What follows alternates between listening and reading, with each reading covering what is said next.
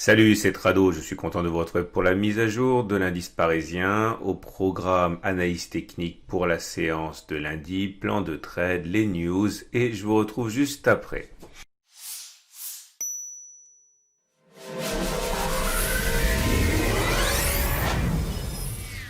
Oui, 0,18% de baisse, ça n'a l'air de rien comme ça, mais il faut savoir qu'au meilleur de la séance, on a engrangé quand même près de 2% à peu près avant de subir un tir de barrage nourri, notamment à cause de la décrue des marchés aux États-Unis.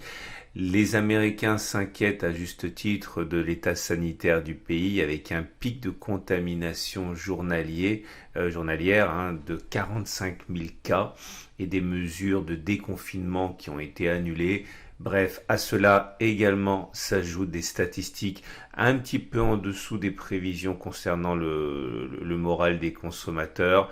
Bref, il n'y avait pas de quoi pavoiser et le CAC 40 et les indices décrochent de modérément à sérieusement. Alors, voilà où nous en sommes. Nous sommes venus buter une fois de plus contre la résistance des 5117, 5048. Ce n'est jamais que la sixième fois en l'espace de 10 séances, que de 8 séances. Ça ne sera pas facile à passer, d'autant que nous avons en deuxième rideau défensif cette oblique descendante ici, qui mine de rien suscite les appétits baissiers. Cela ne remet absolument pas en cause la présence de ce grand canal orange qui accompagne les cours depuis des mois. Un retour sur ce bas de canal orange qui correspondrait d'ailleurs au support mineur 4694, 4784 est non seulement possible mais également attendu par de nombreux traders dont moi. Alors, est-ce que ça va se produire? On n'en sait rien, mais voilà ce qui m'intéresse. En fait, j'en ai déjà parlé hier, je vais en reparler encore aujourd'hui. J'envisage la formation d'un triangle de consolidation qui ressemblerait donc à ça. Ok, ça prend forme encore plus aujourd'hui. J'envisage un triangle descendant droit, descendant parce que ça descend, droit parce qu'il y a un angle droit aussi dans ce triangle. Et ce genre de triangle peut se casser par le haut, par le bas évidemment, mais le plus important c'est qu'une fois qu'il a été cassé, l'objectif est assez facile à établir. En tout cas, moi je voudrais qu'on aille là, ok, pour acheter et parier sur un rebond. Il y a d'autres éléments qui militent dans ce sens, je vous en parlerai un petit peu plus tard. Maintenant, il y a un scénario qui est alternatif, c'est celui du triangle symétrique, comme ça à peu près. Voilà. L'idée du triangle symétrique, c'est que vous avez deux côtés qui convergent, aucun côté droit, ça ressemblerait à ça. Okay, vous voyez, et les oscillations sont toujours établies. Alors là aussi, les objectifs sont faciles à déterminer, mais on va attendre que l'on passe une des bornes à la hausse ou à la baisse. En tout cas, si vous êtes haussier, si vous avez un trade haussier en tête, je pense que la meilleure des choses à faire, c'est donc de trader ce triangle symétrique comme on l'a élaboré. Voilà, je m'y perds, voilà, ça ressemble à ça. Donc l'idée, c'est de dire qu'on va casser par le haut. Une des façons de tracer les objectifs, c'est de dire qu'une fois qu'on a cassé le triangle par le haut, on va chercher les points auxquels on a raccroché la partie haute des points au triangle. Et l'objectif final, c'est de prendre, l'objectif intermédiaire, c'est de prendre la hauteur de la première oscillation complète. Ok, comme ça. Imaginons qu'on le casse ici. Le deuxième objectif, l'objectif final, c'est de prendre la hauteur totale du triangle reportée par-delà le triangle. Okay, enfin bon, pour l'instant, disons déjà que le premier objectif, c'est d'aller chercher cet objectif là du haut du triangle. Alors si vous faites ça, que vous mettez un objectif donc à aller 5,80% avec un stop qui serait pas supérieur à 5,80%, voilà, vous pouvez même vous permettre de mettre votre stop en dessous du support mineur. Ça vous donne un ratio gain-risque supérieur à 1. Ça se tient. Bon, il y a plein de façons de faire. Je vous parle simplement d'une façon de faire, sinon on ne va pas s'en sortir. Il y a plusieurs autres objectifs possibles, plusieurs stop loss possibles, mais ce trade-là, il n'est pas stupide. Maintenant, si vous voulez attendre un petit peu ce que moi je vais faire, je vais attendre, donc vous l'avez compris, que l'on revienne ici et parier sur un rebond. Donc ça, je ne sais pas si ça va se produire ainsi, mais en tout cas c'est mon objectif. Imaginons qu'on revienne sur cette zone, je mettrai un stop en dessous à 3% et je viserai au moins un retour sur la résistance mineure à 5,2%. Ça, c'est une des choses qui m'avait surprise C'était jeudi, hein, lorsque j'avais dit que je trouvais ce rebond suspect là, ce rebond sur rien du tout, alors que je m'attendais à un retour sur le support mineur. Donc ça corroborerait mes doutes.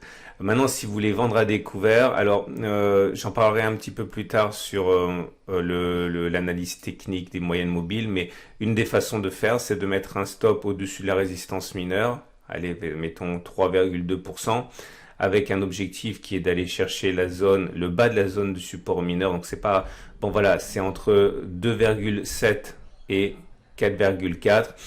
Il vaudrait peut-être mieux attendre, ok, que l'on rebondisse un petit peu. Ou c'est aujourd'hui qu'il aurait fallu prendre ce trade baissier parce que le ratio gain-risque il était beaucoup plus intéressant.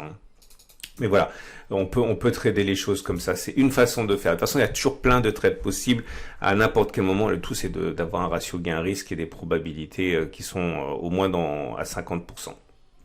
Alors, voilà le champ de Japon du jour. Il est mauvais. On termine sur les plus bas du jour avec un corps rouge. C'est-à-dire qu'on a subi une pression intrinsèque journalière très forte et on termine sur les plus bas dans le tiers baissier. Ça peut pas être une bonne nouvelle. Et ce qui nous amène donc, ah oui, j'avais oublié d'en parler, les Fibonacci. Alors là, j'avais proposé ce trade que j'ai pas pris, certains l'ont pris, j'imagine, ceux qui avaient un biais baissier. Le fait que les 61,8% ici avaient servi de tir de barrage hein, pour les haussiers, pour les baissiers. Et donc c'était tradable aussi. Hein. Je vous renvoie aux vidéos de début de semaine. Ça c'est simplement une mise à jour. Et puis toujours la vague de Wolf. Ok, la vague de Wolf qu'il est possible de jouer, que je ne joue pas à titre particulier. Je ne vais pas me répéter 50 fois, sinon ça va devenir pénible pour vous. Mais voilà, l'idée c'est d'aller chercher 1, 2, 3, 4, 5, ce point 4 ici. Donc si vous visez ça à 4190 à peu près, vous visez un objectif, ça c'est pour ceux qui envisagent une grosse chute, hein, à 14% de baisse, en mettant un stop loss au-dessus des précédents plus hauts à 6,5, ça fait un excellent ratio gain-risque. Je ne prends pas non plus ce trade, vous avez compris ce que moi je prends. Je pense qu'on a fait le tour, j'abandonne le scénario ABC. Ok, A, B, C, parce que tout simplement ça, c'est explosif et là cette consolidation n'est pas compatible avec à mon avis, avec un ABC. Et puis on m'a parlé également, et c'est très gentil de l'avoir souligné, de la possibilité d'une tête avec anse, comme ça, enfin pas une tête avec anse, une tasse avec anse, voilà la tasse. Et voilà quelle serait l'anse. Oui, de toute façon, ça donne le même objectif en gros que le triangle descendant, hein, c'est la même chose, donc c'est tout à fait valable. Mais encore une fois, tant qu'on n'a pas cassé la ligne de coup, tout ça, ça reste des scénarios de travail.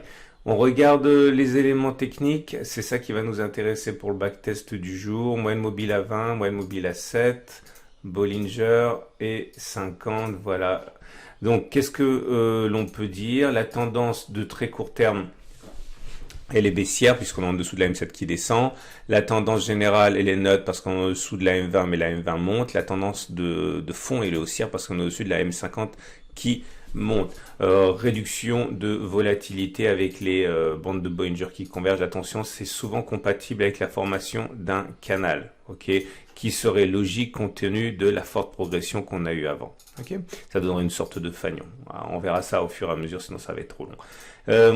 Alors, ce qui m'intéresse également ici, c'est pas le croisement. Ah oui, on a un croisement. Attention, on a un croisement baissier faible ici, faible parce que vous avez la M7 qui descend et la M20 qui monte. Hein, c'est un croisement baissier faible. Et dans ce genre de situation, oui, c'est un signal baissier. Oui, il y a de fortes chances d'aller retester la M20 avant d'avoir fait les plus bas. Ok. C'est pas ça qui m'intéresse. Ce qui m'intéresse, c'est le balai M20, M50. Alors, je vous rappelle hein, que si vous voulez savoir tout sur les moyennes mobiles, les chandeliers, les supports, les résistances, etc., vous pouvez avoir des exercices corrigés de la théorie dans mon pack d'Outrados. Ce que je voudrais avec vous backtester aujourd'hui, c'est ce qu'il se passe lorsque l'on a la M20 qui monte, la M50 qui monte et que l'on casse la M20. Bref, je voudrais voir s'il est probable d'aller chercher la M50 avant de refaire des plus hauts. Bref, le test sera réputé gagnant, réussi si on va chercher, une fois que la M50 monte et que la M20 monte clairement, comme c'est le cas actuellement, une fois que l'on clôture en dessous de la M20, pas ici, hein, là on n'a pas clôturé, on est passé, mais on a clôturé au-dessus, une fois que l'on clôture au-dessus de la M20, est-ce qu'il est plus probable d'aller chercher la M50 d'abord ou de repasser au-dessus des précédents sommets? Okay. Donc c'est parti. Je l'ai fait 20 fois pour vous. Et vous allez voir le résultat avec moi. Attention, 20 fois, c'est pas suffisant pour avoir des données fiables. Je donne ça uniquement à titre de partage pour que vous approfondissiez, mais ce n'est pas un conseil ni des chiffres à prendre tel quel. On a cassé la M21, on a clôturé en dessus, on va chercher la M50 avant de repasser au-dessus des sommets.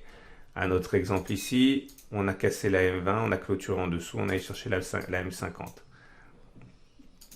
On a cassé la M20, on a clôturé en dessous, on a allé chercher la M50. Ah non, pardon. C'est nul, c'est ici. Et c'est loupé. Ok, on a clôturé en dessous et on est repassé au-dessus avant d'aller chercher la M50. Là, c'est pas valable parce que la M20 et la M50 n'étaient pas toutes les deux ascendantes. Donc ça, c'est loupé. Ça, c'est réussi. On est passé en dessous de la M20, on a allé chercher la M50. Là, c'est loupé. On est clôturé en dessous, mais on est repassé au-dessus avant d'aller chercher la M50. Bref, je l'ai fait pour vous 20 fois. Réussi, échec. Et voilà les dernières occurrences. Donc, réussi, loupé à quelques points, réussi, loupé. Et au bout de 20 fois, dans 75% des cas, on est allé chercher la M50 après que l'on a clôturé en dessous d'une M20 montante. Ce qui signifie, quand on revient au graphe du jour, voilà, on vient effectivement on a clôturé en dessous de la M20, c'était là. Ok. Et est-ce qu'on a l'opportunité de viser la M50? Est-ce que cela veut dire que vous devriez dès lundi spéculer à la baisse? Est-ce que ça veut dire que vous auriez dû le faire le vendredi 26 juin lors du pic de croissance? Non, on ne peut pas faire ça. On ne peut pas faire ça parce que ce qui est de l'analyse technique n'est pas du trading. Une fois que vous avez la statistique, il faut encore savoir à quel moment vous seriez rentré, à quel moment vous seriez sorti, à quel moment vous aurez pris vos profits, à quel moment vous aurez pris votre stop loss. Bref, backtester une seconde fois pour voir si ça aurait été rentable et uniquement à ce moment-là, vous pouvez passer au trading. Tout ce que je veux dire actuellement, c'est que acheter maintenant, c'est un petit peu contre les statistiques parce que statistiquement, on devrait aller chercher la M50 avant de repasser au-dessus des 5220. Alors voilà, par exemple, on aurait eu une opportunité vendredi. Par exemple, vous voyez, là on était au plus haut le 26 juin avec un stop loss à 4% et un objectif vers 6,7. Voilà, avec la M50 qui monte doucement, vous aviez un ratio gain-risque qui était intéressant. Ok. Il y en a qui vont me dire ouais, pourquoi exactement t'as pas fait le backtest hier? Moi je suis désolé.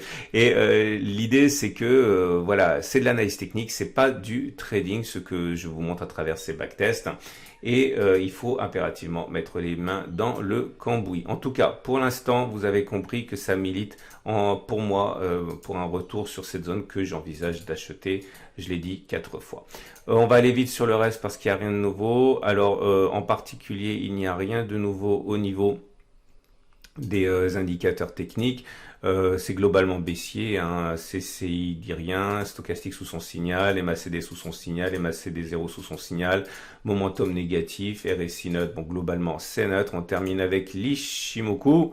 Et l'Ishimoku nous dit que c'est moyen plus, comme vous le savez, hein, puisque nous sommes bien au-dessus de la SSB, bien au-dessus de la SSA, bien au-dessus de la Kijun. Ah, attention, on vient de casser la Tenkan. Bon, voilà, c'est moyen plus. Hein. Il n'y a rien de spécifique aujourd'hui, si ce n'est la cassure de la tendance de très court terme, puisqu'on est en dessous de la Tenkan.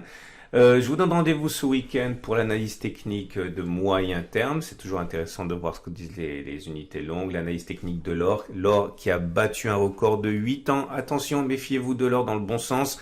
Ça peut effectivement vous intéresser si vous voulez diversifier votre patrimoine. La préparation de la semaine de trading pour les traders intraday sur les indices, le Bitcoin, le dollar, tout ça, ça vous attend tout au long de la semaine.